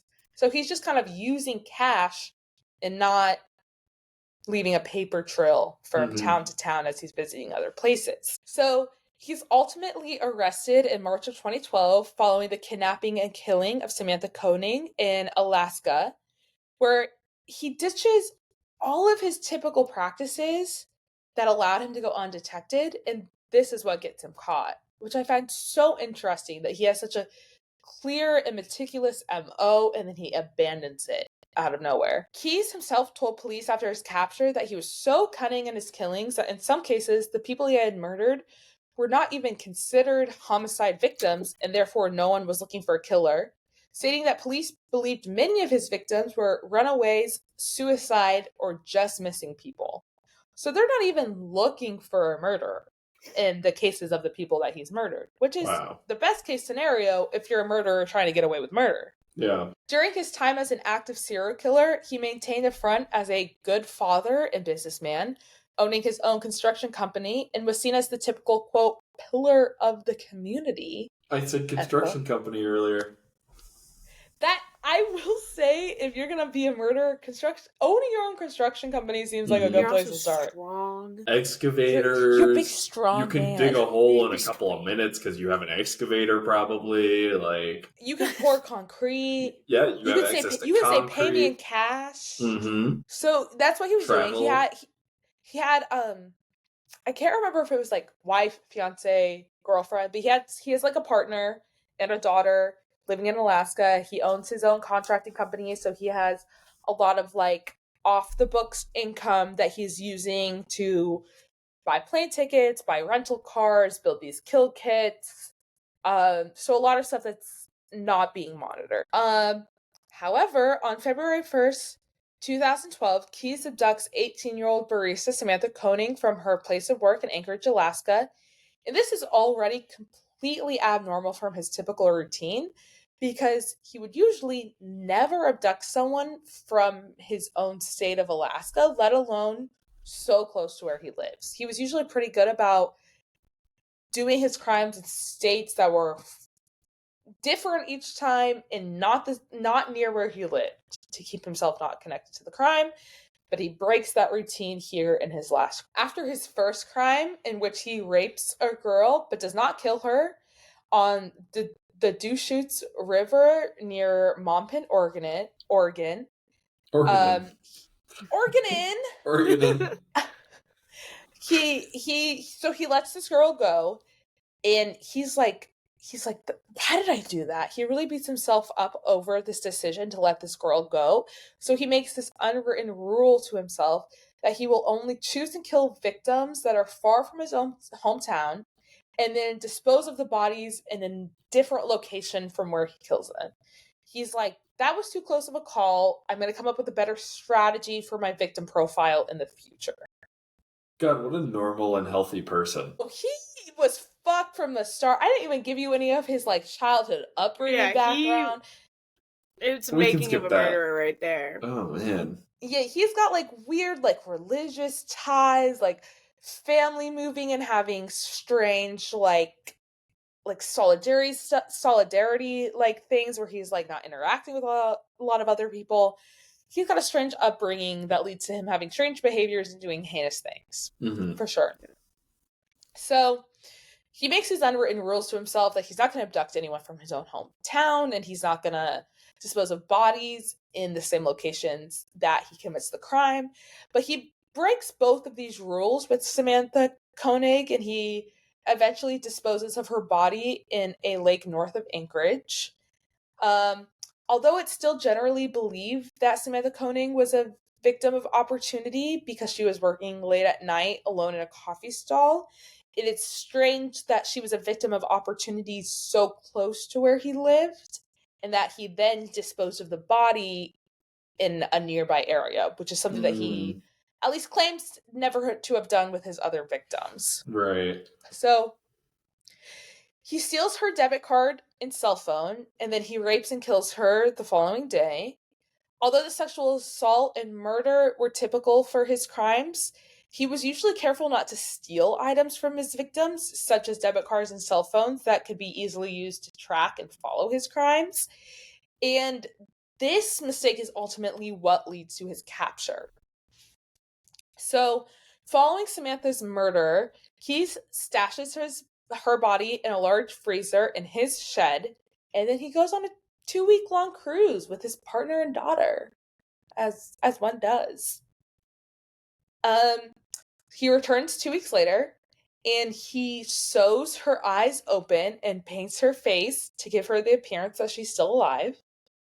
Then he photographs her with a recent issue of the Anchorage Daily News and sends a ransom demand of $30,000 with her cell phone to her boyfriend. So, again, this is really out of character for Keyes because he's never tried to receive ransom for his victims before, nor has he ever used a victim's cell phone after a murder and given police such a clue as to the newspaper from the town that he lives in. So he's doing a lot of things that are really out of character for him, and are really easily traceable. Yeah, it's like, why would you do that if you were trying to avoid getting caught? Like, Yeah, it's really there's a chance they don't strange. even know that she's like missing yet. Oh, well, they did know, I will say, they did know that she was missing right away. Mm-hmm. It was, I don't remember the exact details, so excuse me if I'm incorrect, but if something like her father or boyfriend was to pick her up from work that night, they go to pick her up, she's not there, they check security footage of her working in this coffee stall, and they see the abduction is on camera. However, when Keyes abducts her, he starts with making her turn off all the lights. So he's not identifiable in the video, but they do know that she has been abducted at gunpoint and taken away from her place of work. And that's all they know at this point. And then the family receives a ransom request of $30,000. And they do end up going ahead and paying that ransom fee to get her back. But what they don't know is that she's already deceased. Yeah. Because he sends the photo of her making her look alive, but she's already dead. So, following the ransom demands, Keyes uses her credit card and an ATM, and this tips off authorities as to at least what car he's driving and what location he's used her debit card at. Then a state trooper pulls over a vehicle matching the description of the one that Keyes was driving at the time of using her debit card, and he searches his car and he finds Koenig's ID card, her debit card, her cell phone, a gun, and the same disguise that he wore at the ATM on security footage. So basically, like, all the things you need to be like, this guy did it. Yeah, that's pretty open and shut right there. Which is so strange considering how meticulous he was about not ever being linked to crime scenes before. That's what gets me. Yeah, interesting. It's probably, for me, and my knowledge, my expertise. Go ahead. It's a devolve. Like, there was probably some recent psychotic break or stress that he probably went through, because those murderers usually, like, it's their, like, buildup, it's their release of some sort. Yeah. And so for him, he probably had some incident that had happened, and he had no trip planned. He had nowhere to go. He couldn't go to one of his murder kits and do something quickly. It's probably devolving through the couple days, and then he sees that girl he's probably had a crush on before, because he's probably seen the coffee shop before, and takes her out of, like, random heartbeat. And then realized, as you said, like, he's trying his best to fix this because he's not been in this situation before where it was this close to home. And that probably, if he's already in a devolved state, he's devolving more afterwards. No, that's a good point. That's a good point that I had never thought of, because it's always been like, okay, he's obviously devolving in some way because this is, like, not in any way what his, like, pattern of behavior was before. His MO. But I like what you said, where maybe there was some kind of trigger where it was like, I need to kill right now, and I don't have the time and, like, bandwidth to plan that kill. So I'm doing it really, like, off of my usual routine, and that's ultimately his downfall. I mean, it's obvious he was not, like, a well person. Like, he was not well. So, like... This is a crazy person. Yeah. But he was a sophisticated killer up until that point. That's true. Yeah. Yes. He goes from a sophisticated killer to, like, pretty much an amateur. Like, does all of the wrong moves, which I find really interesting. Right. So, and that's what I have next in my notes. It's interesting that a killer that is really now hated infamous. Cruises. Sorry. He's like, God, I cannot fucking go on this cruise, man. I'm gonna lose my shit. He still goes on the cruise, Nick. You're right. So, you're right. So it's interesting that a killer who's now infamous for being meticulous in his crimes suddenly devolves into an amateur criminal breaking every one of his own rules that he's made. He does admit to killing Koenig after his arrest, and although he does divulge some of the information to authorities about his other crimes, he seems to really enjoy having the power to control the flow of information to police. So he gives very small details at a time. He stated he would confess to all of his crimes if he could be promised, 1, a quick execution, and 2, that his name would be kept out of the media, claiming that he wanted to protect his daughter from knowing the truth of who he really was. Might be a little late on there's that like one. 1,000 podcasts over, so. a little late. I think she's gonna know. Maybe you shouldn't have killed those people. Yeah. However, he does largely stop cooperating with the police after his name is leaked. It's interesting because there's a lot of interview like tapes of the police interviewing him, and they do try to play like this kind of like good cop angle with him, like, oh yeah, we'll give you whatever you ask. They're giving him cigarettes, they're giving him whatever food he asked for, or whatever. They're trying to like just get as much information out of this guy as they can. Um, and they're agreeing to his terms that like, oh yeah, like you'll get a quick execution, we won't release your name at all, knowing that they don't necessarily know that they can promise those things, but they're like, let's get this guy to talk as much as we can. Yeah. And of course, they can't keep his name out of the papers. He's like a notorious serial killer, and this Samantha Koenig case was huge in the press, and people are going to know about And I this. So think it does also. it's like a matter of public record, right? Like it's not. Yeah, it's all going to eventually come out, but they're trying to tell him like, of course we're going to keep that under wraps and whatever. And he hears about his name being released in the press, and then it's kind of they lose all communication with him afterwards, which is really unfortunate because he does eventually kill himself in prison after only admitting to 2 of his other victims, and he never really gives accurate accounts of his other victims. Mm. The police have come up with this number of about 11 victims because in all of his interviews, he keeps saying somewhere less than a dozen over and over. He won't give them an exact number. He's keeping a lot of information close to the chest, but he keeps saying less than a dozen. So therefore, the police have said, okay, he has about 11 victims, but they don't really know. Yeah, up to 11. And in my opinion, I think the somewhere less than a dozen was him minimizing it. I think he likely has a lot more victims than that. I've listened to a lot of this might be because I've listened to a lot of the true crime bullshit podcasts. He kind of tries to like track his location and match them up with various missing persons, and he's come up with a lot of compelling evidence about maybe who some of his other victims might have been. But he was just killing for such a large period of time. He had so many kill kits out that it seems likely that maybe he had more than 11 victims, but it's likely we'll probably never know. Mm-hmm. Yeah. Unfortunately. So some suspect that maybe the pressure of his crimes led him to, at the very least, subconsciously want to get caught by authorities. Yeah. But this theory doesn't necessarily make sense because of how adamantly he doesn't want his crimes to get back to his daughter and negatively impact her life and reputation. So it seems strange that he would purposely get caught with that in mind. But, maybe he was delusional enough to think that she would never find out.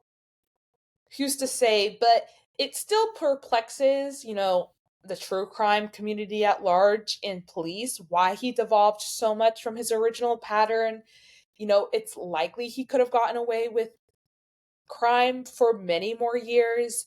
He says himself that the police don't even know what crimes he's committed because they don't even know that they're victims of homicide. The 2 victims that he does give away in his original interviews, it's almost that he accidentally gives them away because it gives the vibe that he thinks the police already know that he committed them for some reason. I'm not sure why, but it's a couple. It's 2 people that have allegedly died in a house fire. So the police again are not looking at them as homicide victims. And he says, yes, I killed them. He has a very descriptive account of how he kills them and then burns down this house. So it's likely that there are many more people like this where they're not considered homicides, but he did commit their murders. Yeah. So those are all the notes I have for you guys. And we're almost at the end of our time. Wow. Do you guys have any last thoughts on this case with the Israeli keys, or your getting away with murder methods, or anything you want to leave the audience with? How are you guys feeling? Don't commit murder. Murder is Don't bad. commit murder. Yeah. I will say at the end of the day, it just sounds harder to get away with than what it's worth. Yeah. It's so I mean, plenty of reasons not to commit murder, but oh my god, it's a lot of effort to get away with. Yeah, plenty of like moral Holy and shit. ethical reasons. Yeah. Like I said at the beginning of the podcast, we do not condone murder. Yeah. But it also if you sounds were- exhausting. It sounds exhausting. It sounds like a lot of work. People are smart. We got a lot of resources. if we want to, we could probably figure it out. Wow. I think I could get away with it. I don't think I would want to put in the effort. I think it's unrealistic that you're getting away with it. Yeah. I will say. Unfortunately, Well, after you this have podcast decent has odds. started, there's no way we can get away with it after discussing. Yeah, it we just and like posting expose it. our extensive knowledge of like forensics and like Now, if body somebody listens, disposal. Even people who aren't really trying that hard to get away with it, still 50-50 odds. So, like... That's true. We Gambling did odds. establish in the beginning that the police are not great at policing and our resources are limited. So you might just by chance get away with it if you Yeah. don't make enough commotion. but You're we more do likely not. to get away with murder than you are to win the lottery. So... But when you put it like that, Yeah, right? All of a sudden, it's like, wow, maybe I should push my brother down the stairs. I don't know. Nope, you have that connection. Yeah, I'm not Nick, gonna... on an unrelated note, can I borrow $1? Okay. Well, that's all I have for you guys today. So I'm gonna do the part of the podcast where I what's the word? Advocate for myself.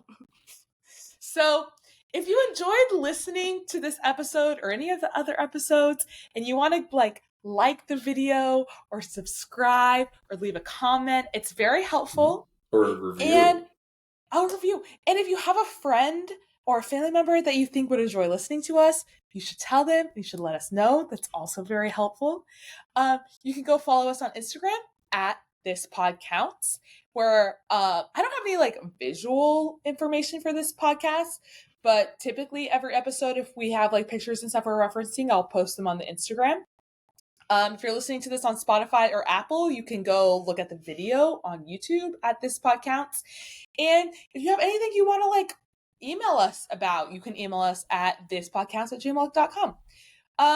Thank you, Lizzie, for joining us today. Yeah, thanks, Do you have Lizzie. anything This was fun. that you want to share with the audience or say this is your time to platform your opinions?